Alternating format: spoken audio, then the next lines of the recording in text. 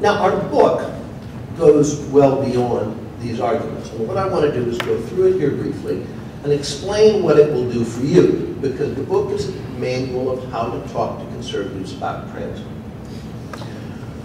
We start, chapter 1, Conservatives and Mass Transit is a time for a new look. This was our first study. And we deal with some of these common conservative misperceptions. We deal with the misperception that automobile dominance is a free market outcome.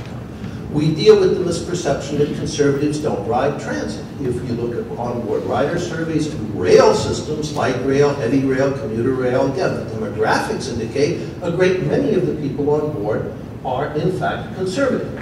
And usually somewhere between 60 and 80% of the riders are riders from choice. People have a car and can drive, but choose to take transit instead. With buses, that figure is usually about 20 to 30%. There are some exceptions with buses that run express straight from the suburbs downtown. But for the most part, if you look, it's a matter if you look at rail, you find there are lots of people who sort of look demographically like conservatives on board. And we deal with the misconception that transit serves no important conservative goals. A very important one it serves is economic growth, because rail transit, unlike bus, brings tremendous economic growth and rise in property values around the stations. And we have seen this in city after city after city. A lot of that can be recaptured, by the way, and used to create public-private partnerships so that you have private capital, once again, helping to build particularly light rail and streetcar systems.